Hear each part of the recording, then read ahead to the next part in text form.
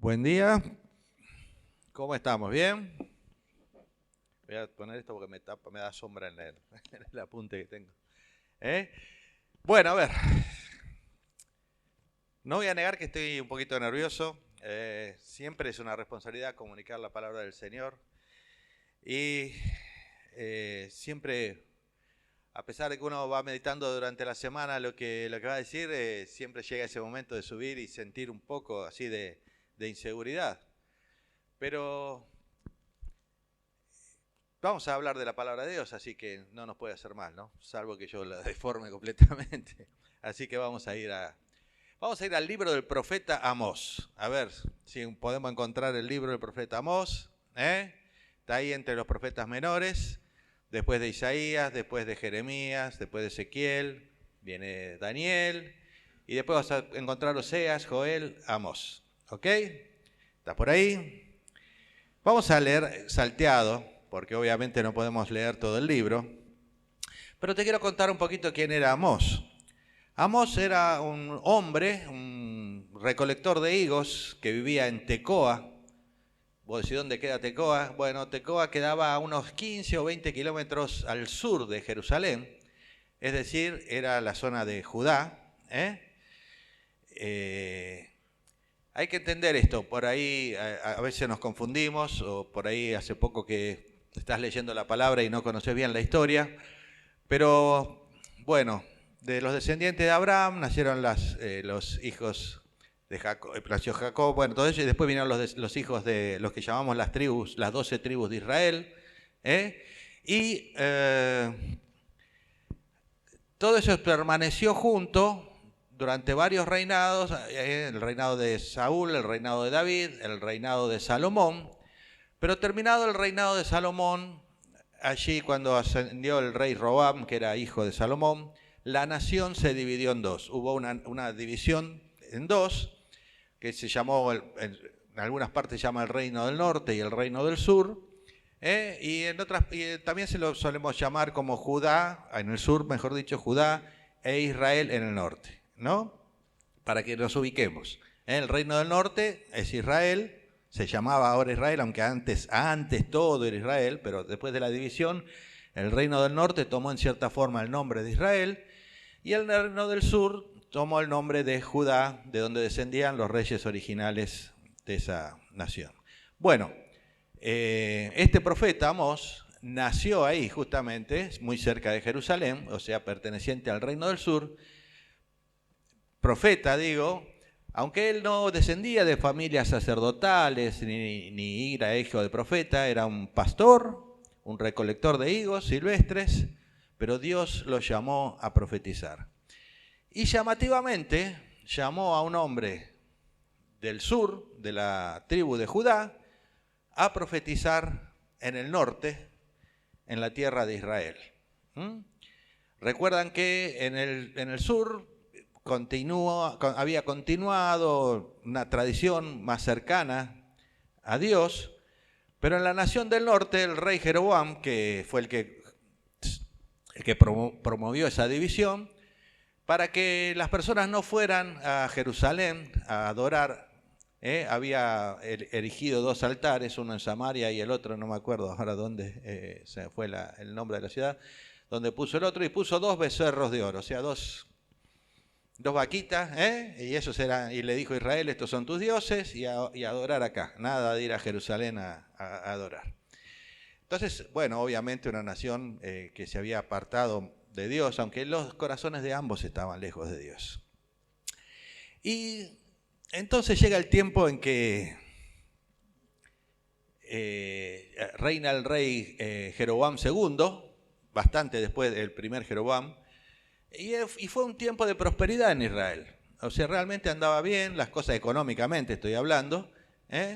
Los reinos alrededor, como Egipto, Asiria, Babilonia, estaban en ese momento no tan fuertes, no prevalecía mucho la opresión de ellos, y Jeroboam II era un destacado líder militar que había ampliado, vamos a decir así, las fronteras de Israel y había traído un tiempo de prosperidad económica a la tierra de Israel, el reino del norte, aunque eso no tenía nada que ver con el estado espiritual. Que las cosas vayan bien a veces no quiere decir nada, no tiene nada que ver con el estado espiritual. Y que las cosas vayan mal tampoco a veces tienen que ver. Dios permite ciertas cosas, Dios hace ciertas cosas. Pero ahí entonces allí se levanta este profeta, Amós. Y vamos a leer algunos versículos, porque vamos a ver la presentación que hace Amós. Amós va allí, yo pongo que comenzó a predicar en las diferentes ciudades de Israel, supongamos que se plantó ahí en Samaria, y entonces en el versículo 1-3 comienza su predicación y dice, así, ¿tienen el libro de Amós ya? Capítulo 1, versículo 3 dice, así ha dicho Jehová, por 3 pecados de Damasco y por el 4º no revocaré su castigo. Ahora ves, Israel era una nación allí que estaba prosperando militarmente, económicamente, pero sí, siempre fue una tierra de conflictos, ¿no? Ese oriente. Y Damasco era uno de los enemigos de Israel. Damasco era la zona de los arameos. Y entonces se para ahí Amós y dice, por 3 pecados de Damasco. Bueno, imagínate que es como que alguien se plantara en la cancha de River y dice, por 3 pecados de Boca y cosas van a merecer su castigo. Y entonces la tribuna de River, sí, perfecto. O una imagen política, ¿no? Vamos a otra cosa, por 3 pecados, ponerle el que sea, no soy político, pero podés ponerlo del lado que quiera. Por 3 pecados de mi ley, ¿por qué no revocaré ese castigo? Y todos los peronistas. Y si vos vas a los peronistas y decís, al revés, vas a los de mi ley y decís, por 3 pecados de Cristina y cosas, no van a decir los otros, ¿no es cierto? Se ganó el público, ¿no? Por 3 pecados de Damasco, no tomen lo de política en serio, fue una idea de que vean cómo las hinchadas te siguen según lo que vos grites, ¿no? Y por 3 pecados de Damasco y por el 4º no revocar. Comenzó a juntarse la gente en la plaza, ¿no? A este lo queremos escuchar. Este dice lo que nosotros queremos oír. Después dice en el versículo 6, así ha dicho Jehová, por 3 pecados de Gaza y por el 4º no revocar. Otro de los enemigos, los filisteos, eternos enemigos de los judíos, ¿no? Se juntó más gente. Vamos.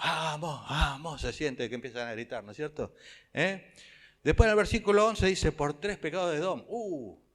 Aquellos que también combatieron cruelmente, que inclusive en épocas en que los israelitas huían de sus enemigos, ellos los cazaban para entregarlos o para matarlos. Vamos, Amós, sí, estamos con vos, Amós, sí, tenés razón, Amós. Versículo 13, por 3 pecados de Amón, ellos que volvieron a tomar la tierra del este, de la zona de Galaad y todo, y que ahora este rey Jeroboam II los estaba volviendo a expulsar, por 3 pecados de Amón y por el 4º no. Vamos, yo imagino a todos gritando ahí, vamos. Y entonces llega ahí y dice en el capítulo 2:1, por 3 pecados de Moab y por el 4º. Y entonces, va rodeando toda la tierra de Israel, hablando en contra de los enemigos de Israel.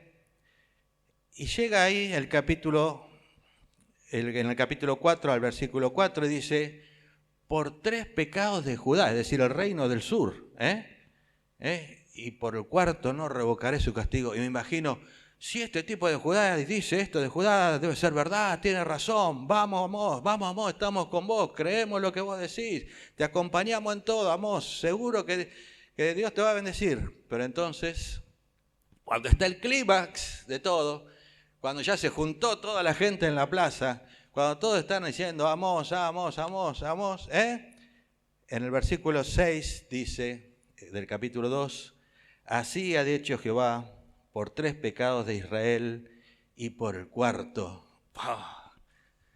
Ahí me imagino que todos se callaron la boca, ¿no? ¿Cómo nosotros? Nosotros no. Está bien contra Galaad, está bien contra Gaza, está bien contra Amón, está bien contra los moabitas, está bien contra los de Judá inclusive, que seguían al rey David. Pero nosotros que seguimos a Jeroboam, ¿cómo nosotros? Y Amós dice, no revocaré su castigo. Y empieza, y si vos lees, obviamente no vamos a tomar el tiempo, pero en un capítulo y 4 versículos habla de todos aquellos enemigos en la tierra de Judá. Pero prácticamente después 3 capítulos más habla del pecado de Israel.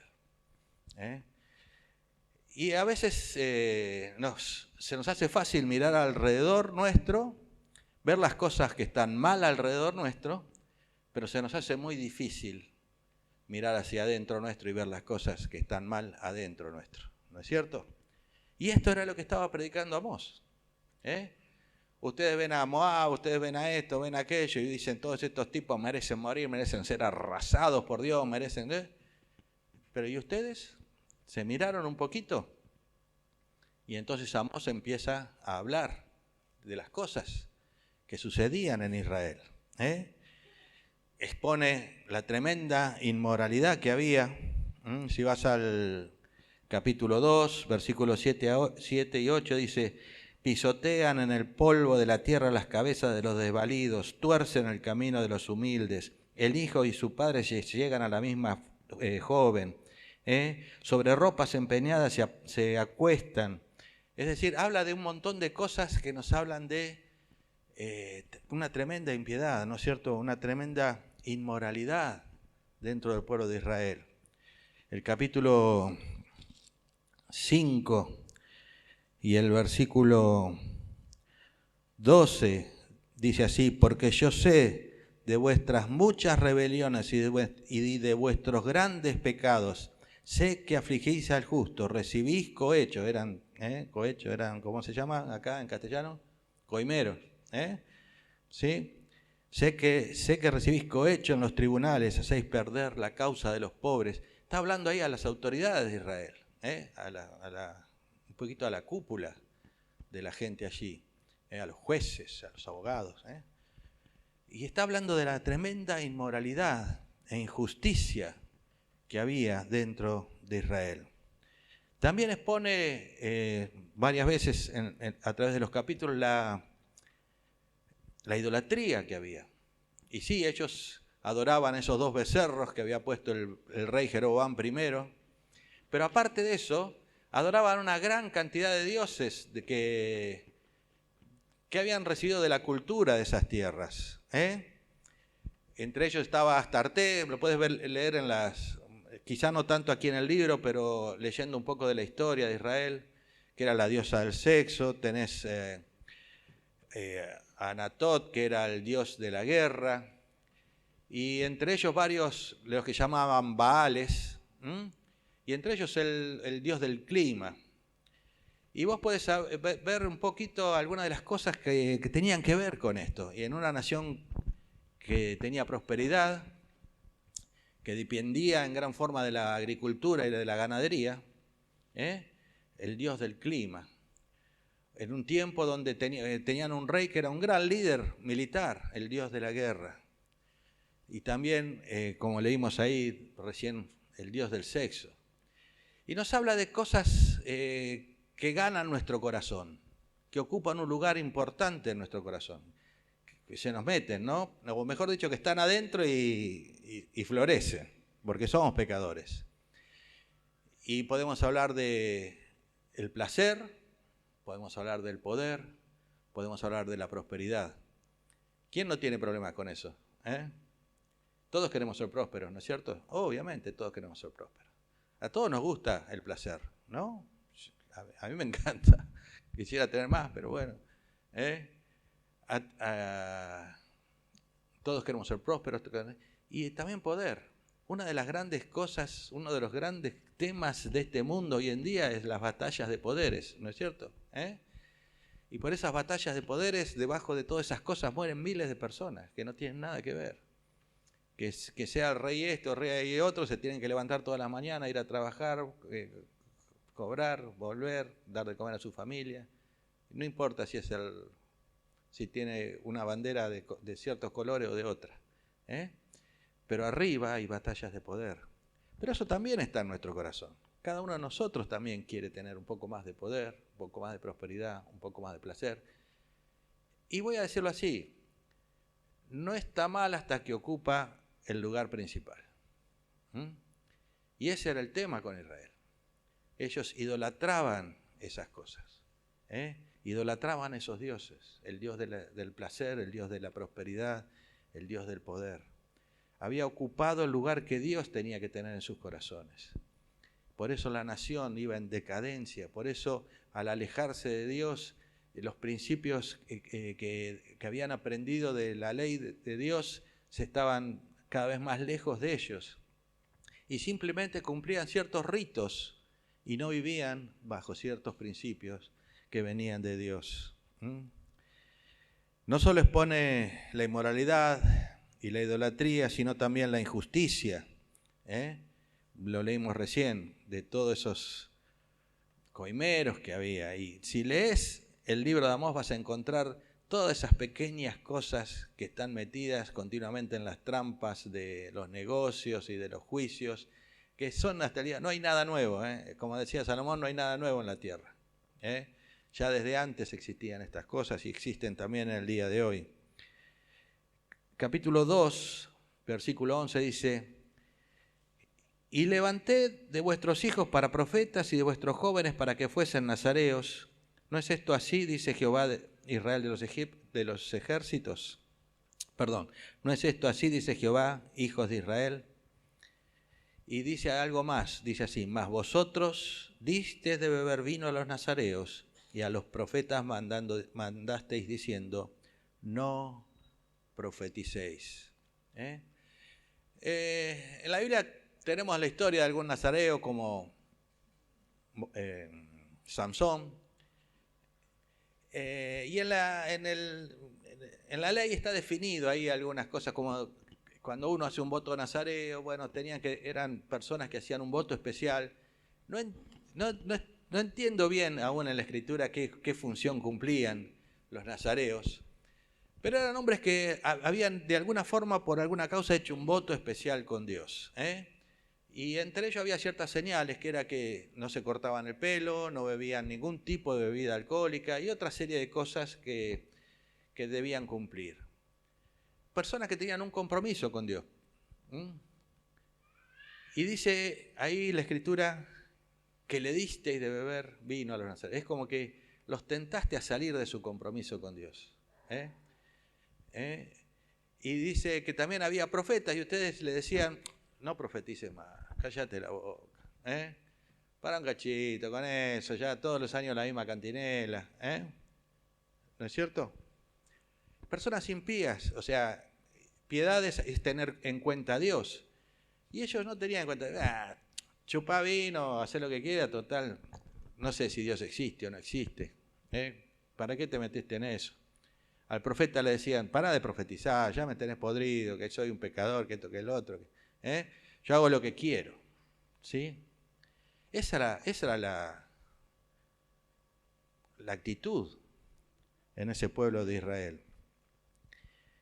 Y además de eso, una hipocresía, porque dice el capítulo 5, versículo 21, y dice, finalmente Dios está hablando, dice, aborrecí y abominé vuestras solemnidades, y no me complaceré en vuestras asambleas. Si me ofreciereis vuestros holocaustos y vuestras ofrendas, no los recibiré, ni miraré las ofrendas de paz de vuestros animales engordados.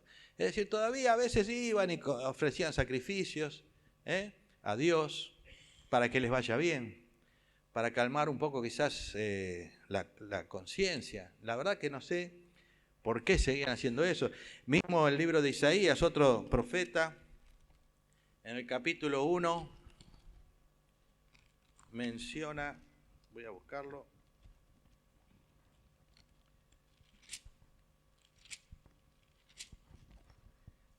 algo muy parecido. Desde el versículo 11 dice, ¿para qué me sirve, dice Jehová, ¿no? Dice Dios, la multitud de vuestros sacrificios? Hastiado estoy de holocaustos de carneros y deseo de animales gordos. No quiero sangre de bueyes, ni de ovejas, ni de machos cabríos.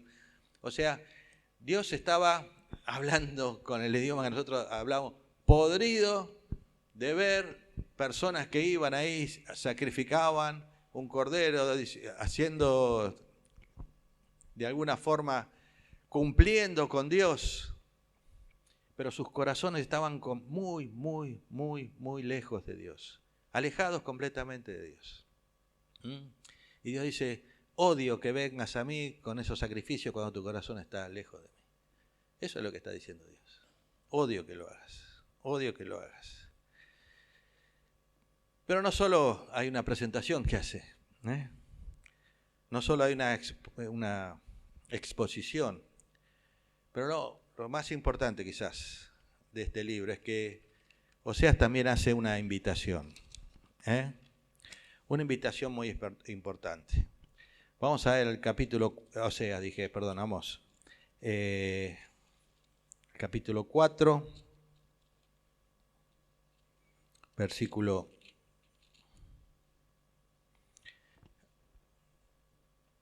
12. No lo encuentro.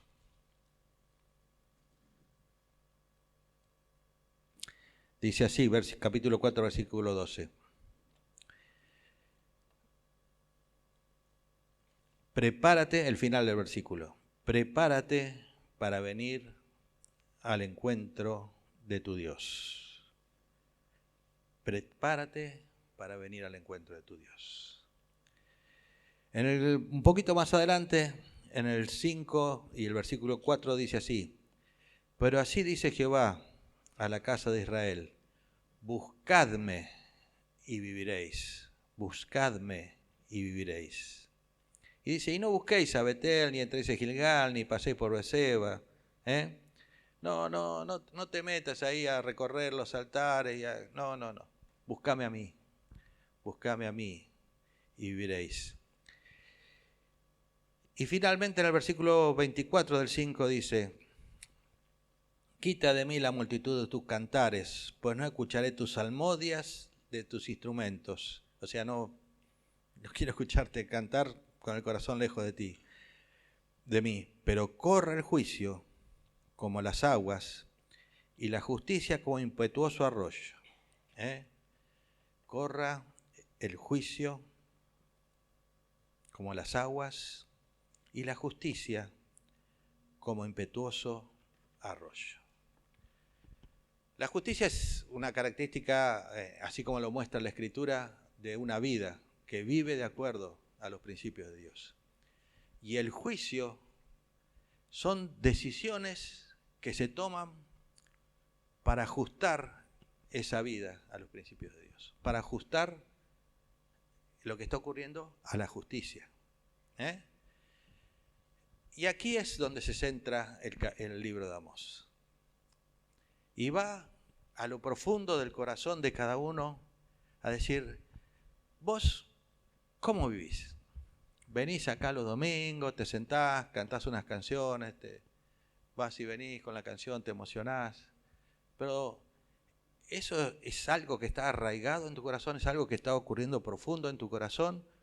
¿O es simplemente una forma de decir, bueno, cumplí con Dios, me vuelvo a casa, y en casa ya después las cosas cambian? Si ocurre algo que me mandé un acanamiento, si puedo escabullirme a ver algo que no debería ver, lo veo. Si no doy oído a lo que dicen mis hijos o mi mujer, si no pido perdón nunca por las cosas que hago mal, si soy un tipo que soy un mandón y nadie me soporta, ¿ves? Ahí es donde se vive como cristiano. Cuando estamos en lo que nadie ve. Yo miro acá y veo todos cristianos consagrados al Señor. Todos tienen su Biblia en su mano. Salimos de acá todos con la Biblia bajo el brazo. ¿Sí? Ahora, ¿leíste un poquito cada día? ¿Tuviste un encuentro con Dios cada día? Sí, bueno, sí, nosotros todos los días antes de comer damos gracias por los alimentos. ¿Viste? ¿Es una oración repetida o es un agradecimiento de corazón a Dios lo que está ocurriendo allí en esa mesa? ¿Podés recordar un versículo que durante la semana te tocó el corazón? Algo que vos leíste y dijiste, uy, Dios me está hablando con esto. Porque si no, estamos viviendo una vida de religiosidad. Estamos viviendo como todos los demás, solamente que nos llaman cristianos. Pero Dios quiere algo diferente. Dios quiere que en lo profundo de tu corazón haya justicia y que también en tu voluntad haya juicio. Es decir, tomes medidas que hagan que tu vida se ajuste a la justicia. Tomes medidas. A veces tenemos que tomar medidas con nosotros mismos, ¿no es cierto? Decir, bueno, yo este año, la verdad que la Biblia estuvo ahí guardada de domingo a domingo y la abría los domingos para ver un poquito, y tenés que tomar una decisión que cambie eso. Es decir, todos los días un poquito, buscar un devocional, no sé, algo que te ayude a tener cada día un encuentro con Dios. Yo sé que todos vivimos con poco tiempo, todos vivimos con poco tiempo. Yo vivo con poco tiempo. Nos corren los tiempos siempre, el horario del trabajo, la cosa, la reunión que hay en tal lugar. A todos nos corren, que tenemos la cita con el médico, que no pude ir a la municipalidad a hacer tal trámite, que me esperan en tal lugar para tal cosa. Todos, o sea, el sistema del mundo funciona perfectamente para apartarnos de las cosas de Dios. Y aquellas cosas que son importantes muchas veces quedan relegadas. Estamos, fíjate, la mayoría del día corriendo con cosas y quizá tenemos un poquito de tiempo para estar a solas con nuestro Dios. Pero aparte de eso, lo que es importante es que todo ese tiempo del resto del día, seas el cristiano que sos acá también en los domingos. Que cuando estás con un vecino y conversan de ciertas cosas, vos puedas comportarte como un hijo de Dios verdadero. Que cuando alguien te quiere ofender o alguien quiere de alguna forma molestarte, reacciones como reacciona un cristiano verdadero. Me llama mucho la atención cómo nos cuesta, ¿no?, ser influencia a los demás. Y probablemente es porque no mostramos nada muy diferente a los demás. Entonces, ¿para qué se van a molestar? Para seguir con lo mismo, ¿no es cierto? Yo sé que también hay muchas mentiras por ahí dando vueltas. Y que seguramente alguien va a decir, sí, yo conozco a tal y tal. Y la verdad es que no sabe realmente lo que pasó y hay mucho teléfono descompuesto, ¿no?, en un pueblo como el nuestro o en cualquier comunidad, ¿no? Y probablemente alguien piensa de vos algo que no es cierto. Pero lo importante es que en las cosas que somos explícitos, en las cosas en que pueden ver directamente de nosotros, no chimentos, en las cosas que conocen de nosotros, podamos verdaderamente mostrar que somos hijos de Dios, que la gracia llegó a nuestra vida, que Dios transformó nuestra vida, que hay algo diferente en nosotros y que ellos lo necesitan. Miremos a lo profundo. Siempre la tendencia es como Amós empieza, mirar hacia los demás, mirar hacia el otro. Aquel es un desastre, aquel. Pero Dios no te está preguntando cómo son los demás, te está preguntando cómo estás vos. ¿Cómo está tu corazón? Prepárate para el encuentro de tu Dios. Buscadme y viviréis. Mirá en lo profundo de tu corazón. Si hay cosas que deben ser cambiadas, cambialas. La última canción que cantamos decía, porque todo lo que hay dentro de mí necesita ser cambiado. Y es cierto. Somos pecadores. Estamos llenos de cosas que no son buenas. Dios quiere que las cambiemos. Dios quiere que las lavemos. ¿Viste cuando vos terminaste de tomar un café? pusiste la taza ahí en la pileta, abrís la canilla empieza a revolver ese café que quedó en la taza y poco a poco el agua se va volviendo cristalina, ¿no? Dios quiere eso en nuestro corazón.